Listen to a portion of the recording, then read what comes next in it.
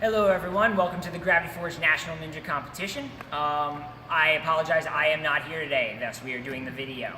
So, obstacle number 1, 3 blocks, 1 swing.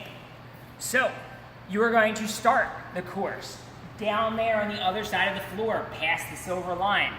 After you hear 3, 2, 1, go, or the boops, depending on what we're doing, you are to run over to the blue block. The blue block cannot be moved. From the blue block, you're going to make your way up to the trapeze. On the trapeze, you're going to swing to our landing platform over here. Weight must be bearing on the trapeze, so you may not broad jump to the platform. You may not just slap the trapeze. When you swing, you may overshoot the platform forward. If you overshoot the platform to the left or to the right, you are disqualified. Now, you do have the option of stacking blocks up. So, if you do not feel comfortable running and jumping off the blue block, you may stack up these blocks. These blocks will be down there for you. That means you need to bring them down here. So, the order of the blocks are dark blue, red, and light blue. Okay, we don't want you stacking small blocks on top of big ones and it toppling over. Okay, so if you just want to bring the light blue block and put it on top of here, you think you got it, you're fine. If you decide to bring the red block over, you then must take the light blue block off, put the red one on, put the light blue one on, okay? From there, you should be able to reach the trapeze, no jumping required, and you should be good to go. Once stacked, you may not run and jump, okay? If you do that, the blocks will slide, they'll fall over. So once stacked on top of here, any block, you may not run and jump. You may reset on the blocks. If you're not getting a good swing, you may come down and get more blocks if you'd like, just using these 3. If you land on the back of the blocks and it topples over, purple is safe. Our crash pads here are disqualification, okay? So I will demonstrate. First, I will demonstrate just the jump. Second, I will demonstrate stacking the blocks. Boop, all right. boop, boop, beep.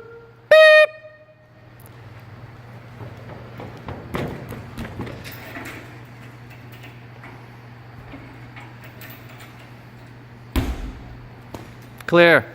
Boop, boop, boop, beep.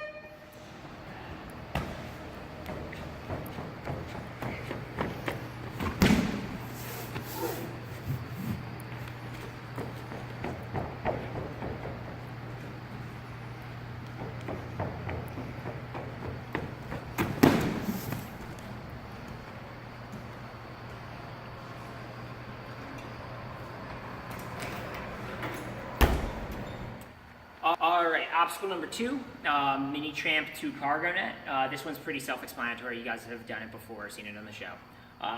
So after you land, after obstacle 1, you're going to run up to the cargo net, run up to the mini tramp. You're going to bounce on the mini tramp over to the cargo net. Now, when you walk in the gym, you will see this is set up differently. Again, for purposes of getting this up and down, just to film, it's a little different. This will be tied off back here, so the cargo net will be at an angle, and you're going to catch the cargo net and make your way underneath to the platform. Right now, I'm just going to demonstrate jumping to it and landing on the platform, but you will see it is different, and the instructors will go over it very quickly, the differences between what you see in the video and competition time.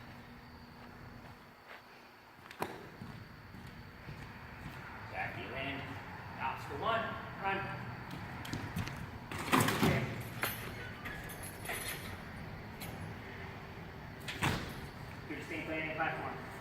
All right, guys, obstacle number 3, the floating stones. So basically, kind of like the floating tiles from the show, but these are more round, so we're calling them floating stones. And you just have to traverse across them. Rules, you may only use your feet, no feet anywhere else but the stones themselves. Incidental contact with the bands is okay. You will have to pick your foot back up if you step on the band. If you are reaching over, step on the band. Please make sure that you pick your foot up, put it on the stone. You can dismount from any point. You must start on our platform. You will see we only have 1 here today. It's taken a little bit to build, so we're going to have all of them, obviously, for when you walk in the gym after watching this video. and I will demonstrate as best as I can with one.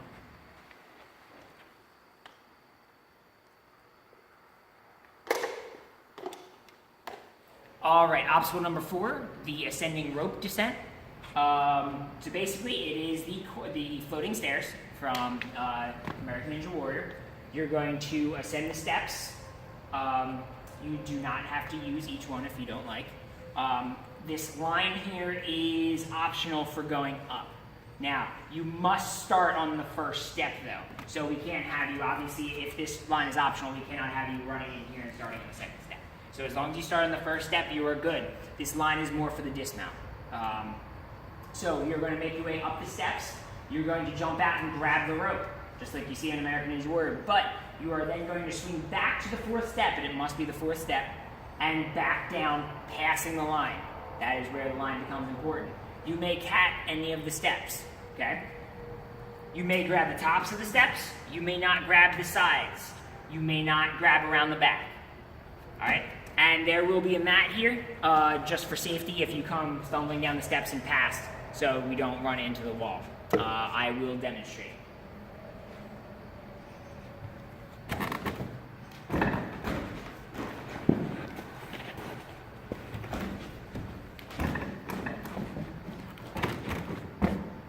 And that is the ascending rope descent.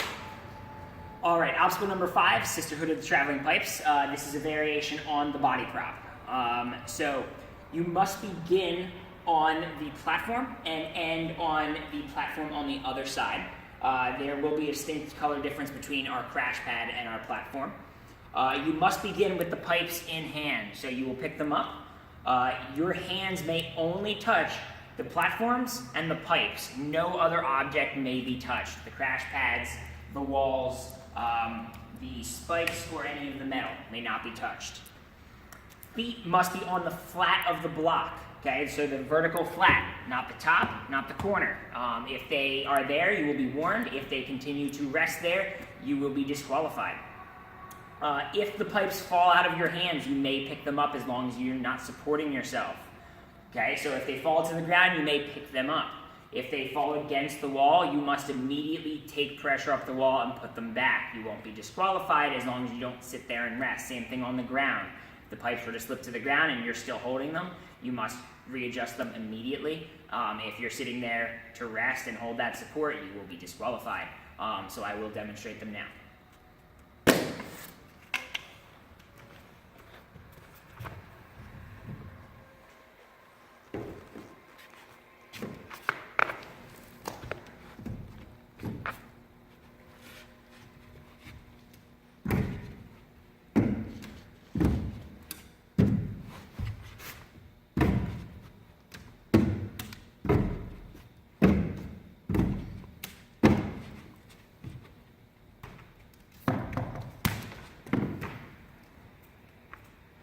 Started the traveling pipes.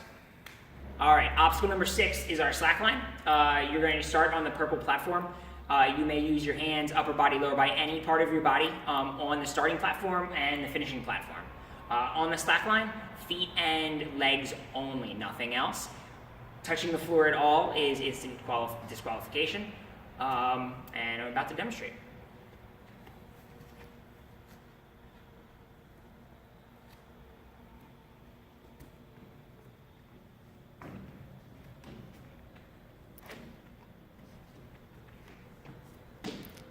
All right, after the slack line is obstacle number 7, the spider walk. So you must start on this platform. There's no touching the rods or the curtains at all. Incidental contact will be okay. But if you are to knock the curtains down, if you were to go straight through the curtains, that will be a disqualification. No touching unistrut on the roof. There is unistrut all the way across the roofing of this. No supporting yourself on any of that. No touching any of that. Please watch your head. Once you leave the platform, there's no resetting on this obstacle. So I will demonstrate.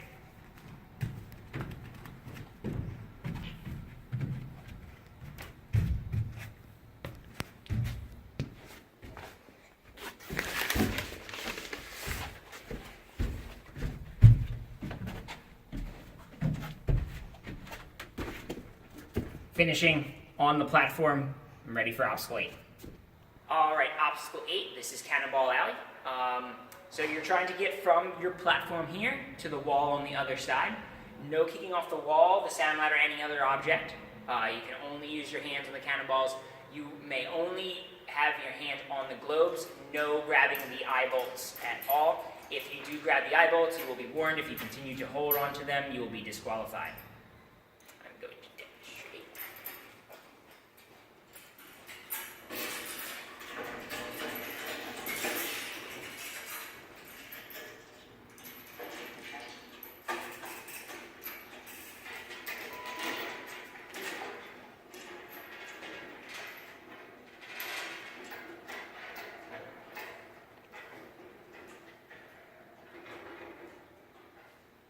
Landing safely on the wall. You may not drop to the other side. If you do, you are disqualified. All right, obstacle number 9, the tipping tank. As you will see when you come in the gym, this is going to be located slightly different than where it is in the video, just for purposes of setting it up for the rules though. It's in a slightly different location. So, this is the tipping tank. It is a variation on the balance tank, but as you can see, it is lopsided. You will need to tip it side to side to get it to the caddy corner platform. Now, the hardest part of this thing is the tip. Please make sure you take your time. We have found that once this thing gets rolling, it is very, very difficult to stop. So make sure you take this obstacle seriously. This one is difficult, okay? So you take it nice and slow. Rules. You have to start on this platform, using your feet on the tipping tank, no hands at all, and you got to get to the caddy corner platform. You can tip it as much as you like. Remember, it is the most difficult part of this, so I advise tipping it as few times as possible.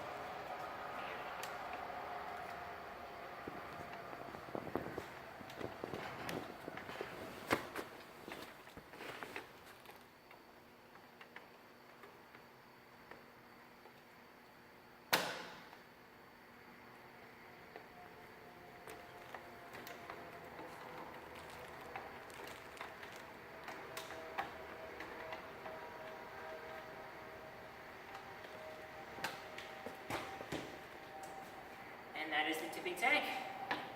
Obstacle 10, how much rope could a ledge chuck bar? So basically what you're going to do is you're going to start on our red platform here after you're coming off the wall from the last obstacle. We will hand you the rope. You're going to swing then to the orange ledge. You must have both hands on the ledge before progressing to the nunchucks. You can either static the nunchucks or a dyno, doesn't matter, and you do not need to use both nunchucks. From the nunchucks, you're going to grab the bar that is supporting our next obstacle, obstacle 11, the floating monkey bars. On the floating monkey bars, you may only use your hands on the wooden bars. You may not grab the triangles, you may not grab the unistrut. No hands on the white for any of these obstacles, okay? You may not hang on the white, you may not brace yourself on any of the white painted wood. You're going to make your way all the way across using every single triangle. And you must get it in between the triangles, onto the orange bar, and then down onto our finished platform. So I'm about to demonstrate.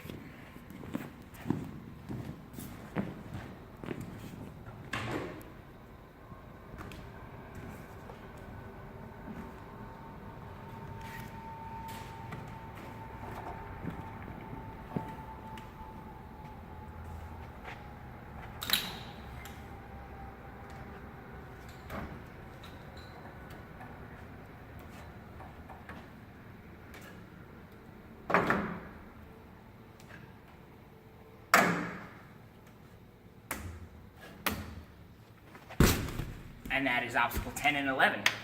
Okay, obstacle number 12, Noel's poles. This is going to be ascending and descending. You can only use the poles on the provided carabiners. You may not hook the steps, you may not hook the pegs, you can only hook on the carabiners. Now, you must use both poles to start this obstacle. You're going to jump up both hands and both feet on the first one. Then you may transition to the next one and continue. To finish this obstacle, you must hook onto the last carabiner and have both hands and both feet on them. If you happen to drop the poles part way through, one of our staff will hand it back up to you. So do not worry about being disqualified that way. You are disqualified if you fall off, and if you start the obstacle, then there is no reset. So once you are on the first pole, you must continue all the way to the end. So, demonstration.